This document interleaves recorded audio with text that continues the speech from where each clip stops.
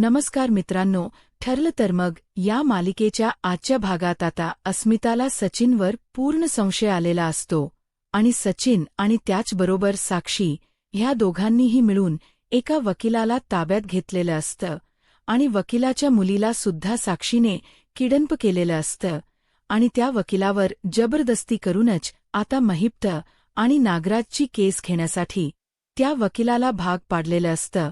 हेच आपल्याला या आजच्या एपिसोडमध्ये पाहायचंय, त्यामुळे व्हिडिओ शेवटपर्यंत नक्की पहा। तर आता प्रेक्षकांनो, मालिकेच्या सुरुवातीला आपण पाहतोय सायली आणि अर्जुन एका कॅफे शॉपमध्ये जाऊन पोहोचलेले असतात। सायलीच्या पायाला थोडीशी दुखापत झालेली असते, त्यामुळे ती अक्षरशः हळूहळू चालत असते। अर्जुन मात्र तिच्या हाताला धरूनच तिथे घेऊन चालत असतो। सोबतच आपण दुसऱ्या बाजूला पाहतो की आता अर्जुन आणि सायलीने जो काही अधिराज इथे अरेंज केलेला असतो, तो अधिराज म्हणजेच अर्जुनचा खास मित्र अधिराज सरदेसाई, आणि तो ड्रामा ॲक्टर आहे, म्हणजे त्याला ड्रामा करण्यासाठी खूपच आवडतं आणि त्याचमुळे आता इकडे प्रियाला फसवण्यासाठी एक श्रीमंत बॉयफ्रेंड म्हणून तो इथे हजर होणार असतो। आता एका ड्रायव्हरला तो बरेच पैसे देतो, बरेच म्हणजे जवळपास 10 लाख रुपये देतो आणि सांगत असतो, तुम्ही काळजी करू नका, खरं तर माझ्याकडे एवढी प्रॉपर्टी आहे, एवढी संपत्ती आहे, एवढा पैसा आहे ना, पण तो वापरण्यासाठी, तो खर्च करण्यासाठी माझ्याकडे पाहिजे तसा माणूस कोणीच नाहीये। आता हे सगळं प्रियासमोर होत असते।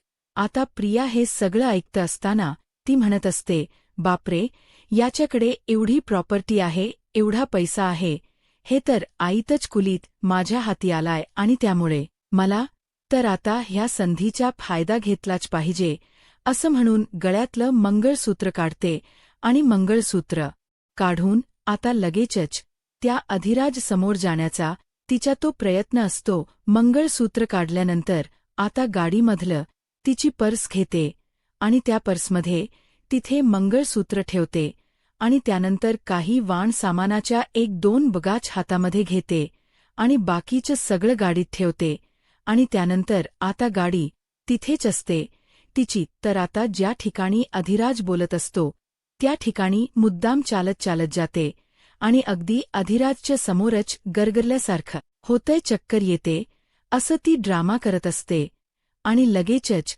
तोल जाण्याचा प्रयत्न करते। तेव्हा अधिराज लगेच आता स्वतःचा मोबाईल त्याच्या खिशात ठेवतो आणि पडणाऱ्या प्रियाला तो वाचवत असतो। प्रिया पडणार एवढ्यातच तो तिला वाचवतो आणि तुम्हाला काय होते असं विचारतो। त्याच वेळेला प्रिया म्हणते, मला चक्कर येते, गरगरल्यासारखं होते, आणि तो कसलाही विचार करत नाही आणि लगेच आता ड्रायव्हर सीटच्या बाजूला तिला बसवत असतो आणि तेव्हा तो पुन्हा विचारतो, तुम्हाला काय होतंय, त्रास होतोय का? तेव्हा ती म्हणते, मला नाही कळतं, मला चक्कर येते, मला त्रास होतोय। तेव्हा तो म्हणत असतो, तुम्ही पाणी पिता का थोडंसं? तर आता प्रिया डोळे मिटून सीटवर बसलेली असते आणि तेव्हा मनामध्येच विचार करत असते, खरं तर असं वाटतंय की पूर्ण आयुष्य ह्या गाडीमध्येच तुझ्यासोबत काढावं आणि ही गाडी लवकरच माझ्या नावावर व्हावी, ही अशीच गाडी माझी असावी असं मला वाटते, असं ती मनामध्येच बोलते। आणि त्यावेळेस आता अधिराज तिच्या चेहऱ्यावर थोडंसं पाणी मारतो आणि तिला शुद्धीत आणण्याचा प्रयत्न करतो।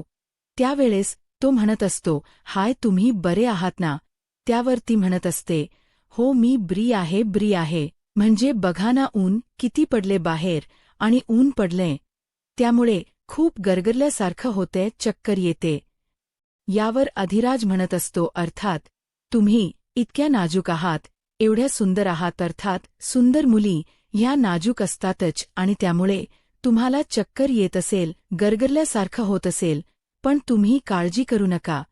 त्यावर ती म्हणत असते, नाही, सॉरी, मी तुम्हाला माझ्यामुळे उगाचच त्रास झाला। तेव्हा अधिराज म्हणत असतो, इट्स ओके, नाही हो, माझ्यामुळे तुम्हाला काही त्रास किंवा तुमच्यामुळे मला काही त्रास नाही झालेला, उलट मी तुम्हाला मदतीला उपयोगी आलोय, हीच माझी सगळ्यात चांगली इथे कल्पना आहे, किंवा हेच माझं नशीब आहे आज ना मी बहुतेक कोणाचं तरी चांगलंच तोंड बघितलेलं असावं.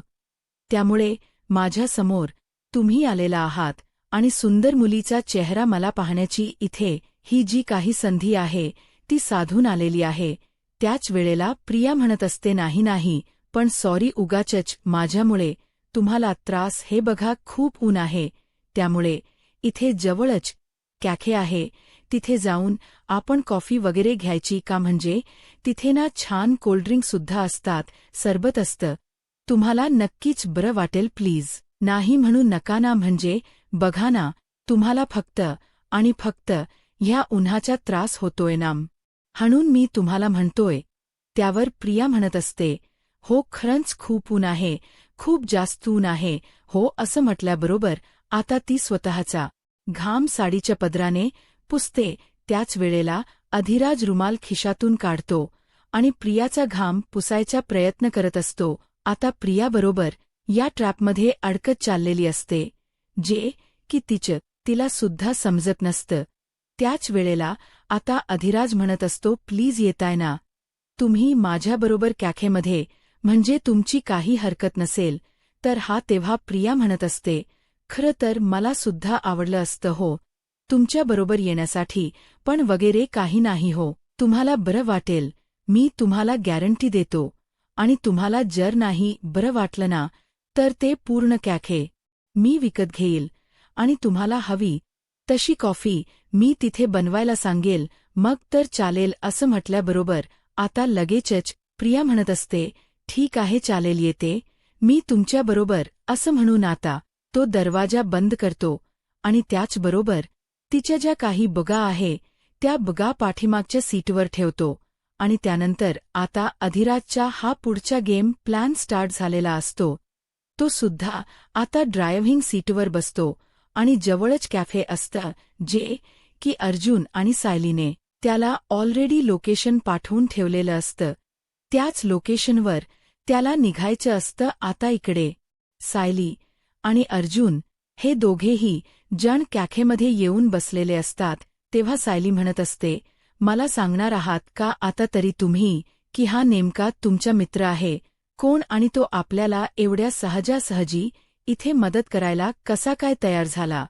त्याच वेळेला अर्जुन म्हणत असतो, हा अधिराज सरदेसाई आहे, जो की माझ्या कॉलेजमधला मित्र आहे. खरं तर त्याला ॲक्टिंग खूप आवडते, त्याला ॲक्टिंगमध्ये करिअर करायचं होतं, पण अनफॉर्च्युनेटली तसं झालं नाही. तो विदेशात असतो. तुला सांगू, बॅच केसमध्ये त्याने मला मदतसुद्धा केलेली आहे. एकदा एक केस होती, यामध्ये सुद्धा तो पंजाबी बनून गेला होता, कोणालाही ओळखायला सुद्धा आला नाही. आणि आत्ता सुद्धा मी त्याला सांगितलं की अशी अशी केस आहे आणि त्यामध्ये तुझी मदत लागणार आहे. आणि तेव्हा तो लगेचच त्या केसमध्ये मला मदत करण्यासाठी सुद्धा तयार झाला. आणि तुला एक गोष्ट सांगू, त्या निमित्ताने इथे आपलं काम सुद्धा होईल आणि पुन्हा एकदा त्याचं जे काही ड्रामा किंवा ॲक्टिंग करण्याचं स्वप्न आहे ते सुद्धा पूर्ण होईल, असं अर्जुन म्हणत असतो. तेव्हा सायली मात्र पाहतच असते. तर आता दुसऱ्या बाजूला आपण वळूयात. आता इकडे अस्मिताही हॉलमध्ये बाळाला घेऊन बसलेली असते आणि अस्मिताला त्याच वेळेला आता इकडे तिच्या वडिलांचे, त्याचबरोबर सचिनचे ते सगळे काही शब्द आठवत असतात.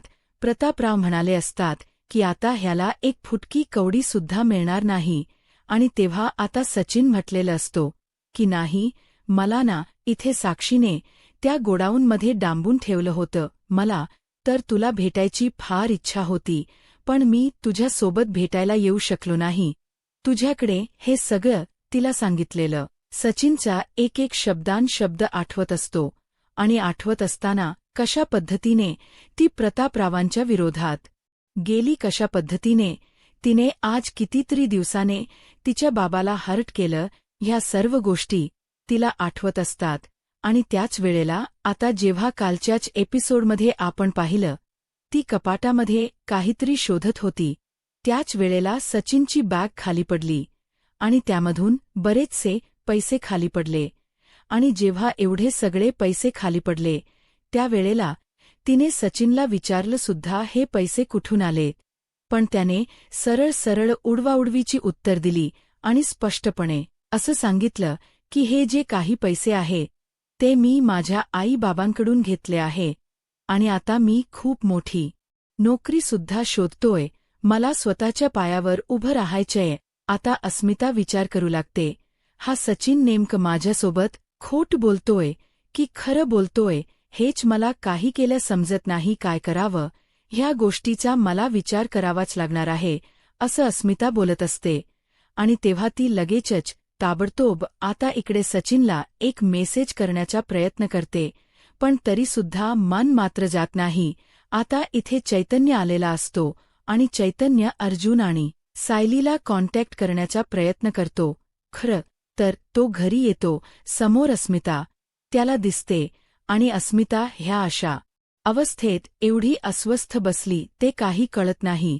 त्यामुळे तो आता तिच्यासोबत थोड्याशा गप्पा मारण्याचं ठरवतो आणि म्हणत असतो, काय झालं अस्मिता ताई, ठीक आहेस ना? तू बरी आहेस ना? आणि काय बाळाशी गप्पा नाहीस मारत आहेस? तू काय झालं? का बाळ तुला त्रास देते का? मामाची आठवण काढत होतं का बाळ? असं मुद्दामहून तो बोलत असतो आणि विचारतो की अर्जुन आणि सायली कुठे आहेत? मला त्यांना भेटायचंय. त्यावेळेला अस्मिता म्हणत असते, अर्जुन आणि सायली हे दोघीजण बाहेर गेले आहे. आता लगेचच चैतन्य म्हणत असतो, बहुतेक ना बाळा, तुझ्या ना आईचा आज मूड मला माझ्याशी बोलण्याचा अजिबातच दिसत नाही. काहीतरी झालंय तिच्यासोबत कळत नाही. पण अस्मिता ताई, एवढं बाळ गोड असं कुशीत घेऊन बसलीस आणि असा मूड ठेवायला लागलीस तर कसं काय जमेल ब्र? असं अश्विन म्हणतो आणि बाळाशी गप्पा मारत असतो. आता तेवढ्यातच इकडे अर्जुनला मेसेज आलेला असतो अधिराजचा की आम्ही कॅफेमध्ये आलेलो आहोत म्हणून. आणि तेव्हा अर्जुन लगेच त्या डोक्यावर कॅप ठेवतो. सायली डोक्यावर पूर्ण ओढणी घेत असते जेणेकरून तिला आणि त्याला इथे प्रियाने पाहिलं जाऊ नये आणि ओळखलं जाऊ नये असं तिचं म्हणणं असतं. आणि त्याचमुळे आता इकडे हा सगळा काही प्रकार सुरू असतो. आता इकडे अधिराज आणि प्रिया हे दोघेजण आलेले असतात. अधिराज आता प्रियाला बसण यासाठी चेअर मागे घेतो. तेव्हा प्रिया म्हणत असते, असू दे रे, इट्स ओके, एवढ्या फॉर्मॅलिटीज करण्याची काहीच गरज नाहीये. पण तरीसुद्धा तो म्हणत असतो, नाही असं कसं म्हणतेस, चल बस. असं म्हणून प्रिया आता बसलेली असते. आता तिच्यासमोरच अधिराज सुद्धा बसलेला असतो. खरं तर आता इकडे अधिराजने त्याची ओळख सुद्धा करून दिलेली नसते आणि त्यामुळे अधिराज म्हणत असतो, खरं सांगू का, मी तर तुला ना माझी ओळख सुद्धा करून दिली नाही. त्यासाठी सगळ्यात महत्त्वाचं म्हणजे मी तुला अगोदर माझी ओळख करून देतो. आणि त्याच वेळेला आता इकडे तो म्हणत असतो, मी अधिराज सरदेसाई. तेव्हा प्रिया म्हणत असते, माझं नाव प्रिया. वाव, किती सुंदर नाव आहे तुझं. आणि त्याच वेळेला आता इकडे तो म्हणत असतो, खरं तर माझ्या नावावर खूप मोठ्या मोठ्या आणि भरपूर अशा कंपन्या आहेत. पण बाय द वे तू काय करतेस? तेव्हा ती म्हणत असते, मी ना एका छोट्या प्रायव्हेट कंपनीमध्ये जॉब करत आहे. काय सांगतेस? अरे बापरे, हो, म्हणजे खरं सांगायला गेलं ना तसा पगार पण खूपच कमी आहे.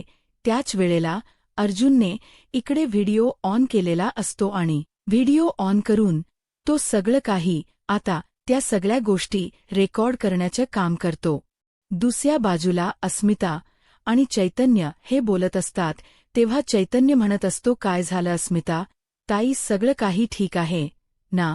तू खूपच शांत आहेस, म्हणजे काही प्रॉब्लेम आहे का? त्यावेळेला अस्मिता म्हणत असते, खरं सांगू का चैतन्य, तुला मला ना इथे सचिनवर अजून सुद्धा संशय येतोय. म्हणजे बघ ना सचिन, मला असं वाटतंय की सचिन माझ्यासोबत अजून सुद्धा खोट बोलतोय. तो माझ्यासोबत खरं बोलत नाही असंच वाटते मला. त्यावर चैतन्य म्हणत असतो, अस्मिता ताई, तुला एक गोष्ट सांगू, ती साक्षी नावाची मुलगी भयंकर आहे. म्हणजे एकदा ना ती एखाद्या माणसाला चिकटली ना तर तिच्यापासून दूर होणं हे अशक्य आहे. अगं, माझ्यासोबतच जे काही झालं आहे ते तुला माहिती होतं ना? तुला सांगू का, मला सुद्धा तिनं ट्रॅप केलंच होतं ना. पण माझ्यासोबत सायली आणि अर्जुनसारखे दोघेही जण होते ना, त्यामुळे मी त्या सगळ्या गोष्टींमधून बाहेर पडलो. पण अस्मिता ताई, तुला एक गोष्ट सांगू का? तू या सगळ्या गोष्टीवर अजिबात विश्वास ठेवू नकोस आणि त्याचबरोबर सचिनवर तर मुळीच ठेवू नकोस. कसा आहे ना, तुला तो कधी फसवेल, काय करेल. आणि तसंही तो साक्षीसोबत होता. साक्षी त्याची मैत्रीण होती किंवा जे काही तुला त्याने सांगितलेलं आहे त्या सगळ्या गोष्टी. त्यामुळे मी तुला सांगतो की काही झालं तरी सुद्धा या सगळ्या गोष्टीचा एकदा सारासार विचार कर. पण मला सांग अस्मिता ताई, तुला असं का वाटतंय? असं चैतन्य म्हणत असतो तेव्हा अस्मिता म्हणत असते, नाही रे, म्हणजे मला असं का वाटतंय की सतत तो माझ्यासोबत आत्तासुद्धा खोटंच बोलतोय, तो खरं बोलत नाही असंच मला वाटतंय आणि मला ब्याचदा जाणवलंय त्याचं ते. त्यामुळे चैतन्य त्या तिचं सगळं ऐकून घेत असतो आणि त्यावर तो त्याला सल्लासुद्धा देत असतो. दुसऱ्या बाजूला आपण पाहतो की आता इकडे रियाने सरळ सरळ खोट बोलायला सुरुवात केलेली असते. कारण हिचं हे जे काही खरं रूप आहे ना, तेच खरं रूप आता अर्जुनला त्या मोबाईलमध्ये कैद करायचं असतं. तेव्हा प्रिया म्हणत असते की खरं तर माझ्या बाबांना ना इकडे कॅन्सर झाला आहे, त्याचबरोबर आईला पॅरालिसिस झाला आहे आणि त्याचबरोबर मला 2 भावंडसुद्धा आहे. आणि तेव्हा तो म्हणत असतो, अरे बापरे, खूपच नाजूक कंडिशन आहे तुमची. आणि त्यावेळेला तो म्हणत असतो, पण मला सांगा, मग घरामध्ये तुम्ही एकटाच कमवणाया असाल? त्यावेळेला प्रिया म्हणत असते, हो, घरामध्ये ना मी एकटीच कमवणारी आहे आणि माझ्यापेक्षा एक छोटा भाऊ आहे, तो 10वीमध्ये आहे आणि त्या भावापेक्षाही एक छोटी बहीण आहे. त्या दोघांच्याही शिक्षणाचा खर्च, त्याचबरोबर आईच्या बाबांचं आजारपण आणि बाबांना सुद्धा बेडरेस्ट सांगितलेली आहे. त्यामुळे मी घरामध्ये एकटीच कमवत आहे. आणि तुला सांगू का, तुला वाटत असेल ह्या माझ्या बोटातल्या अंगठ्या वगैरे, अरे ह्या नकली आहे. नकली? अरे स्टेशनजवळ तो बुधवार बाजार जो आहे ना, तिथे मी ह्या 500 रुपयात विकत घेतल्यात. आणि तुला सांगू, हे जे माझ्या गळ्यातलं ब्रेसलेट वाटतंय ना, तुला ते नकली आहे रे, फक्त 450 रुपयाचं घेतलंय. आता काय आहे ना, एवढ्या मोठ्या म्हणजे कंपनीमध्ये काम करायचंय आणि तसा पगार कमीच आहे, पण आपल्याला चांगलं दिसायचंय, व्यवस्थित प्रोफेशनल राहायचं म्हणून फक्त कपड्यावर खर्च करते, बाकी काही नाही रे. आणि तुला सांगू का, सगळ्यांचे शिक्षण, त्याचबरोबर घर खर्च, ह्या सगळ्या गोष्टी मला सांभाळाव्या लागतात. आता इकडे सायली म्हणत असते, आता हे 2 भावंड कुठून आले? त्याच वेळेला अर्जुन म्हणत असतो, अगं, जसं आई बाबांना बेडवर झोपवलं ना, तसेच हे भावंडसुद्धा आणले. तिनं काय बोलायचं आता? आता प्रिया म्हणत असते, खरं सांगू का तुला, म्हणजे माझी ना खूप खूप जेमतेम हे आहे रे, परिस्थिती आहे रे, काय करायचं नाव कळत नाही. आणि आम्हाला तर ना काही विकत घ्यायचं म्हटलं ना तरीसुद्धा फार विचार करावा लागतो. त्यावर अधिराज म्हणत असतो, बापरे, म्हणजे मला एक गोष्ट सांग, तू शिक्षण काय केलेस? म्हणजे अरे, माझ्या तर एवढ्या मोठ्या मोठ्या कंपन्या आहेत आणि तुला जर पाहिजे असेल तर मी मदत करू शकतो तुला. तेव्हा ती म्हणत असते, अरे, माझा ना फॅशन डिझायनिंगचा कोर्स झालेला आहे. त्यावर तो म्हणत असतो, अगं, मग तो कोर्स करण्यासाठी तर फार फी लागते, मग ती कशी मॅनेज केलीस? तेव्हा प्रिया म्हणत असते, अरे, एक NGO आहे, त्या NGOने माझी सगळे काही इथे मला सगळी मदत केली. मग त्यावर अधिराज म्हणत असतो, मग मला सांग, ते तुझ्या भावंडाला मदत करणार नाहीयेत का? त्यावर ती म्हणत असते, नाही, त्यांची पॉलिसी आहे ना, म्हणजे त्या पॉलिसीमध्ये बसत नाही, कुटुंबातल्या फक्त एकाच व्यक्तीला ते मदत करू शकतात. त्यामुळे आता त्यांचा खर्च आणि त्या सगळ्या गोष्टी मलाच कराव्या लागणार आहेत, असं ती म्हणत असते. आता इकडे अधिराज म्हणत असतो, पण ऐक ना, मी काय म्हणतो, आत्ता ना माझ्या जवळपास खूप कंपन्या आहे आणि त्यामध्येच एक कंपनी आहे ज्यामध्ये मला ना फॅशन डिझायनर म्हणून एक खूप मोठी आणि त्याचबरोबर एक जबाबदार अशी मुलगी हवी आहे किंवा मुलगा.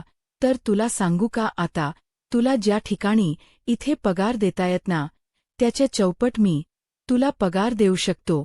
तुला जर काही प्रॉब्लेम नसेल तर तू जॉईन होऊ शकतेस असं अधिराज म्हणतो. त्याच वेळेला आता इकडे सायली म्हणत असते, बापरे कसली आगाऊ आहे नाही, किती आणि कसं खोट बोलते. आता तेवढ्यातच प्रियाचा फोन वाजत असतो. अर्जुन म्हणत असतो, बहुतेक तिला ना कोणाचा तरी फोन येतोय, पण आता ती फोन उचलणार नाहीये. आणि तेव्हा सायली म्हणते, बहुतेक आईंचाच फोन असेल. आईने तिला वाणसामान आणायला पाठवलेला आहे ना, त्यामुळे कदाचित तोच फोन असेल. तेव्हा प्रिया तो फोन सायलेंट करून ठेवत असते. आता अधिराज म्हणत असतो, मी तुला दिलेली ऑफर आवडली का, म्हणजे तुझा जर काही प्रॉब्लेम नसेल तर. तेव्हा प्रिया म्हणत असते, खरंच आज ना मी नक्कीच कोणाचं तरी चांगल्या माणसाचं तोंड पाहिलेलं असावं, त्यामुळे माझ्यासोबत या सगळ्या गोष्टी होतायत. त्यावर अधिराज म्हणत असतो, नाही, उलट मी खूप लकी आहे, कारण मी कोणाच्या तरी चांगल्या व्यक्तीचा आज सकाळी तोंड पाहिलेलं असेल, त्यामुळे माझ्यासोबत ह्या सर्व गोष्टी इथे होत आहे. आणि तू मला भेटलीयस, मग मी तुला जॉब ऑफर केलेला मान्य आहे का, असं म्हटल्याबरोबर प्रियाला आता लगेच आनंद होतो. आणि ती म्हणत असते, काय सांगतोयस काय, म्हणजे तू मला चौपट पगार देणार आहेस. तेव्हा तो म्हणत असतो, हो काहीच हरकत नाही, कारण तू अशी आहेस ना, एक सुंदर, त्याचबरोबर नाजूक आणि तुझ्यासारख्याच मुलीची मी वाट पाहत होतो. एवढे दिवस झालं मला तुझ्यासारखी मुलगी शोधून सुद्धा सापडली नाही, आणि आज योगायोगाने ती भेटली.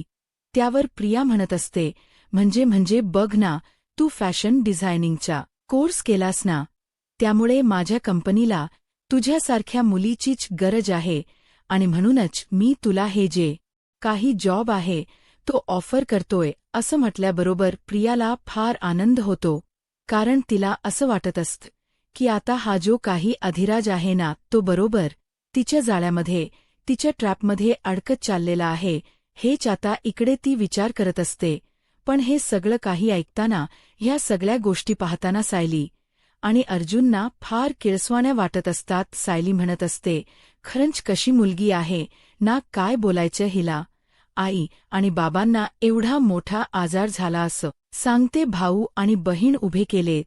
पैशासाठी ही कुठल्याही आणि कसल्याही थराला जाऊ शकते.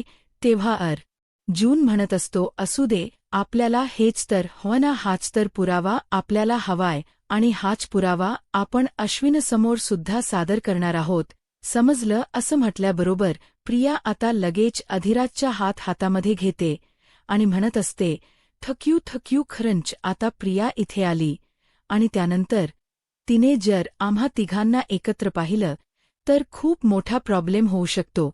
त्याचबरोबर हे सगळं काही जे जुळून आणलंय ते सुद्धा इथे फ्लॉप होऊ शकतं, असा सायली आणि अर्जुन विचार करत असतात. पण आता प्रियाच्या पुन्हा नजरेस न पडता कसे सायली आणि अर्जुन स्वतःला आणि अधिराजला लपवतात. आता पुढे काय होईल हे पाहायला आत्ताच माझा महाराष्ट्र या यूट्यूब चॅनलला सबस्क्राईब करा. धन्यवाद.